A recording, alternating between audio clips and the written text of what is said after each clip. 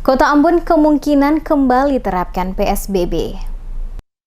Wali Kota Ambon Rizal Lohana PC menegaskan tidak tertutup kemungkinan pemerintah Kota Ambon akan kembali menerapkan PSBB di Kota Ambon jika tren kenaikan angka pasien yang positif terpapar COVID-19 di Kota Ambon terus mengalami kenaikan dalam masa PSBB transisi ini. Penegasan ini dikatakan Wali Kota saat ditanya mengenai kemungkinan Kota Ambon kembali memberlakukan PSBB. Seiring dengan kembalinya Kota Ambon masuk dalam zona merah pandemi COVID saat ini dari sebelumnya zona orange. Saat ini kata Wali Kota, pemerintah Kota Ambon bersama melibatkan seluruh stakeholder yang ada, sementara gencar melakukan sosialisasi protokol kesehatan secara terus-menerus ke seluruh kalangan, terutama ke masyarakat, untuk selalu waspada dan tetap mengedepankan protokol kesehatan setiap saat, kapan dan di mana saja, terutama saat berada di tempat keramaian. Diakui Wali Kota, kembalinya Kota Ambon masuk dalam zona merah. Salah satu faktor adalah banyaknya pergerakan masyarakat saat ini, termasuk kurangnya tingkat kesadaran untuk menaati protokol kesehatan akibat dilonggarkannya berbagai kegiatan yang dilakukan pada lokasi-lokasi keramaian dalam Kota Ambon.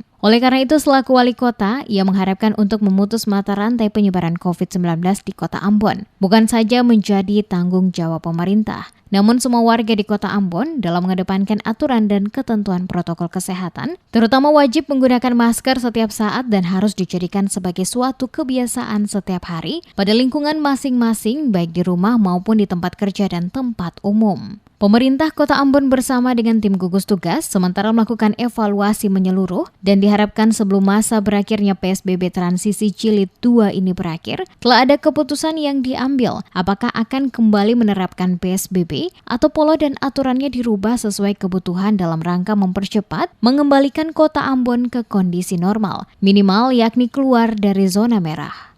Itu peningkatan sosialisasi dan